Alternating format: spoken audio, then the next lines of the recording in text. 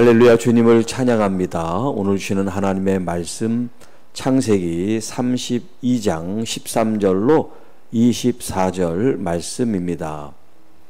상한 감정 풀기라는 제목으로 오늘 말씀 함께 나누겠습니다. 자, 이제 형을 만날 이제 때가 가까워 오고 있습니다.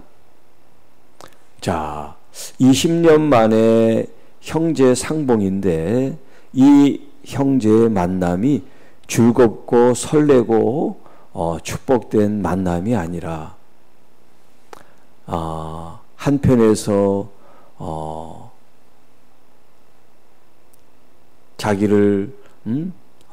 자기의 축복을 빼앗은 이 동생을 죽이려고 하는 어떤 그런 마음으로 말미암아 이 만남이 어둡고 또 불행한 그런 만남이 예고되어 있습니다.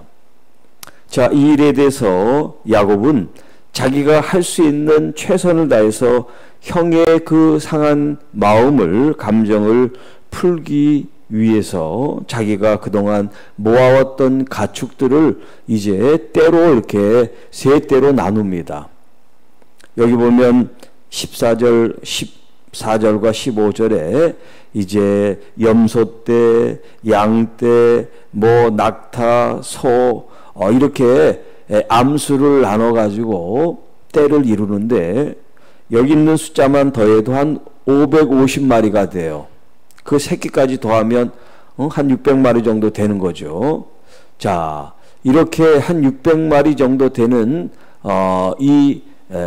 지금 가축을 한 떼, 두 떼, 세 떼로 지금 나누고 있어요. 자, 그래서 먼저 앞서가는 종에게 이제 첫 번째 떼를 보내서 이제 에서를 만나면 이것을 이제 뒤에 오는 야곱의 선물입니다. 형에게 주는 선물입니다. 그렇게 환심을 사서 그 마음을 좀 누그러뜨리고 하는 그런 전략을 지금 세웠어요.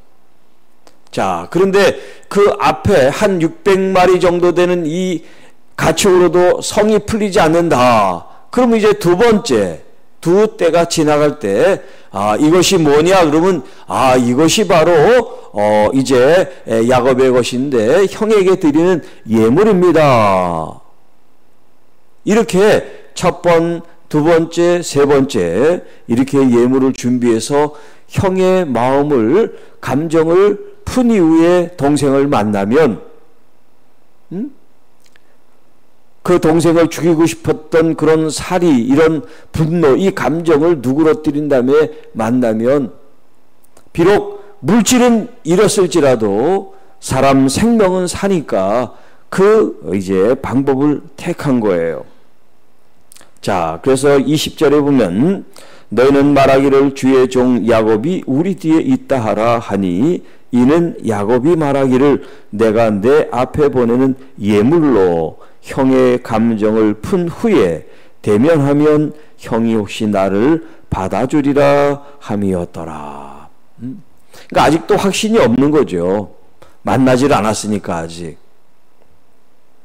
자, 그래서 그 예물을 그의 앞서 보내고 그는 무리 가운데서 밤을 지내다가 밤에 일어나 두 아내와 두 여종과 11 아들을 인도하여 야뽕 나루를 건넜세. 그들을 인도하여 시내를 건너가게 하고 그의 소유도 건너가게 하고 야곱은 홀로 남았더니. 자, 지금 이 야복강을 사이에 두고 이 야곱과 형이 지금 마치 대치하고 있는 것 같은 그런 상황이 연출되고 있어요. 이 강을 건너면 이 형을 만나야 됩니다. 그런데 이 야곱으로서는 형을 만나는데 자신이 없어요. 이렇게 가축대를 보내고 했지만 형의 마음이 누그러진다고 하는 그런 확신이 없는 거예요. 그래서 자기의 아내들과 자식들과 노비와 가축들은 다 강을 건너가게 합니다. 그런데 자기는 건너가지 않습니다.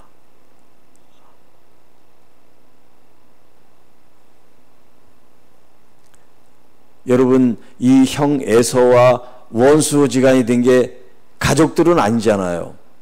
야곱이지. 그러니까 이 야곱은 최대한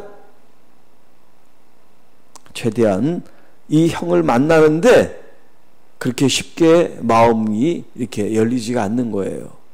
두려우니까. 그래서 자기 가족들을 다 이제 나루를 건너서 가게 하지만 자신은 건너가지를 못했습니다. 정말 자신 있고 확신 있다면 자기가 앞장서서 가야죠. 그런데 종들을 보내고 예물을 보내고 자기 부인과 여종과 자식들은 다 보내지만 자기는 가지를 않아. 이 대목이 좀 우리의 상식과는 맞지가 않아요. 내 한 목숨을 바쳐도 자기 부인들과 자식들을 자기가 보호해야 된다는 그런 생각을 해야 되는데 위험 속에 먼저 빠뜨려 놓고 자기는 가지를 않고 있단 말이에요. 자, 이제 그 다음 이야기가 흥미진진하죠. 그 다음이 어떻게 전개될 것인가. 자, 그 이야기는 이제 내일 본문에 맞게 하도록 하고, 오늘은 여기 20절에 있는 것처럼 예물로 형의 감정을 푼다 하는 이 말씀을 좀 더 생각해 보겠습니다. 상한 감정 풀기. 자, 우리가 사람과 사람 사이에, 지금 이것은 가족 간의 지금 이야기죠. 가족 간에. 여러분, 사람이 가장 먼저 인간관계를 맺고 살아가는 환경이 어디냐면 가정이에요. 그게 이제 부모와 자식이 가장 1차적으로 가장 기본적으로 겪는 과정이지요. 그래서 이제 심리학에는 대상 심리학이라는 게 있어요. 대상. 좀 사람을 대상이라고 표현해서 좀 그렇습니다만 부모에게 자식도 대상이고 자식에게 있어서 부모도 대상이에요. 그러니까 서로 대상인데 그 대상 속에서 일어나는 심리적인 어떤 그런 이제 역동, 그런 어떤 활동이나 기능적인 면에서 이제 역기능이 어떤 것인가, 순기능이 어떤 것인가 그런 것들을 이제 연구하는 게 이제 대상 심리학인데, 자, 아이가 이 세상에 태어나면 가장 중요하고 가장 강력한 영향을 받는 대상이 누구냐면 바로 어머니죠. 그 아이가 가장 많이 이제 어머니와 노출이 되어 있고 생활을 하고 또 피드백을 받고 여러 가지 감정 교류를 한단 말이에요. 그러니까 이 아이가, 갓난 아이가 어머니와 이제 그 관계를 맺는 걸 통해서 인격 형성, 이 어떤 감정이나 혹은 지적인 면에 있어서 자기가 사랑을 받으며 인정받으며 평안한가 아니면 거절되고 무시되고 미움을 받는가, 이 갓난쟁이가 그걸 다 캐치를 한단 말이에요. 그래서 자기를 보호하는 보호 본능이 생기고 의심하는 어떤 그런 불신 관계가 생기고 또 신뢰와 확신 그런 관계가 세워져요. 그래서 이 아이가 점점 자라면서 대상들을 이제 다양하게 만나죠. 유치원 가면 유치원에 있는 선생님도 대상이고 아이들도 대상이고, 학교 가면 선생님도 친구들도 다 대상이란 말이에요. 사회에 나오면 사회도 또 이렇게 만나는 사람들이 다 대상들이고, 이렇게 이제 가정에서 이루어졌던 이 대상관계가 학교로 사회로 점점 이제 확장이 돼서 나간단 말이에요. 신앙생활하는 사람은 뭐 교회에서도 이제 그 대상 관계가 이제 나타나겠죠. 자, 그래서 사람들을 보면 유독 사람과 관계를 못 맺고 이렇게 자꾸 이렇게 트러블을 일으키는 그런 성품과 성격이 있는 사람들이 있어요. 잘 신뢰를 못해, 믿지를 못해. 다른 사람들은 그냥 이렇게 넘어갈 것도 넘어가지질 않아요. 네. 이런 것들이 뭐냐면 그 삶 속에서 신뢰를 받지 못하기 때문에 모든 게 다 부정적인 거예요. 특히 이제 지도자와 갈등 관계를 맺는 사람들이 있죠. 그게 뭐냐면 부모와의 그런 관계가 좋지 않았기 때문에 이런 어떤 지도자를 그렇게 생각하는 거예요. 권위자에 대해서 저항하고 반대하는 그런 갈등 구조가 생기는 거예요. 그러니까 우리가 인간관계를 맺을 때 자기의 어떤 가지고 있는 성품이나 성격이나 이런 것들이 얼마나 많은 영향을 끼치는지 몰라요. 그래서 3살 버릇이 80까지 간다 그 말을 하고 있는 게 굉장히 심리학적으로 아주 탁월한 그런 명언이에요. 그게. 자, 그런데 우리는 신앙인이고 진리를 믿고 살아계신 하나님을 믿는단 말이에요. 그러면 우리의 인격과 감정과 이성과 우리의 영이 누구의 지배를 받아야 되냐면 하나님의 지배를 받고 말씀의 지배를 받고 거룩한 성령님의 감화 감동을 받아야 되잖아요.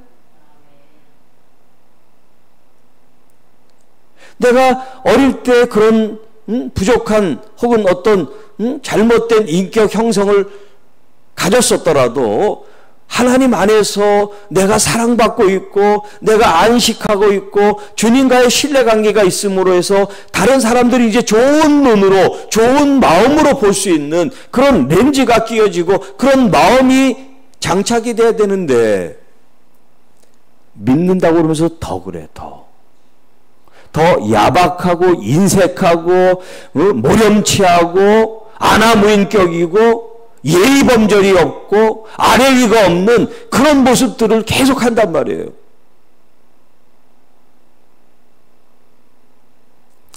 여러분, 하나님을 믿고 말씀을 듣고 읽고 하면 할수록 내 인격이 깎이고 다시 만들어지고 아름답게 되고 온유해지고 순해지고 양선해지고 친절해지고 그래야 되는 거 아니에요? 근데 어떻게 더 쌈탁처럼 무슨 일만 있으면 물고 늘어지려고 그러고 소리만 치려고 그러고 자기 감정에 휘둘려서 산단 말이에요.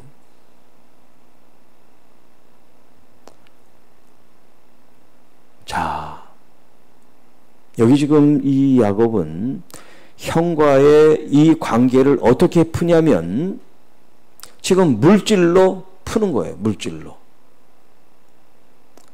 형에게 이 가축대를 통해서 그 마음을 누그러지게 한단 말이에요. 결론을 이제 말씀드리면 이 물질 때문에 형의 마음이 녹아진 게 아니에요. 그가 기도하고 하나님께서 그 에서의 마음을 만져주셨기 때문에 그래요. 물론 우리가 할 수 있는 일을 최선을 다해 하는 거 그거 나쁜 일 아닙니다. 할 수 있는 일은 해야죠. 그런데 그것만 다라고 생각하면 안 된다는 거예요. 보이지 않는 하나님의 역사를 여러분 기대하시기를 바랍니다. 내 마음이 분노로 이렇게 막 활활 타오르서 어떤 사람만 생각하면 누그러지지 않는 그런 마음이 있다라고 하면 기도하세요.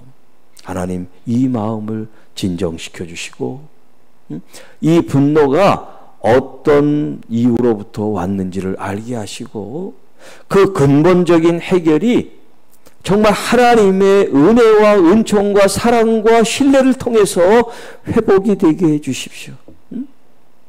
그 사람이 나한테 사과를 하든 안 하든 상관없이 여러분이 하나님 안에서 먼저 용서하고 먼저 축복하고 먼저 사랑하는 마음을 간직하시기를 축복합니다.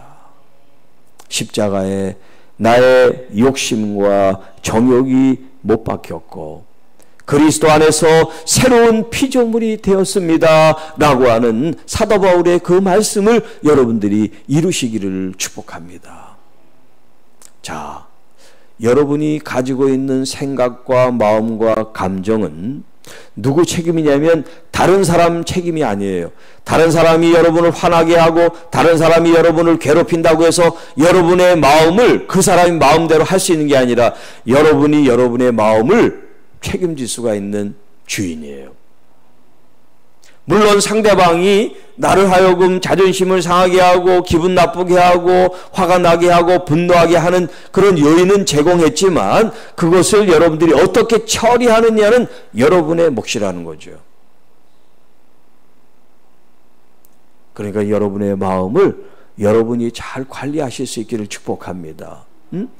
여러분의 마음이 아주 깨끗하고 환하고 행복한 마음을 만들 수도 있고 쓰레기통으로도 만들 수 있고 우울한 장소로도 만들 수 있고 어두침침한 장소로도 만들 수 있는 게 누구냐면 바로 나 자신이에요.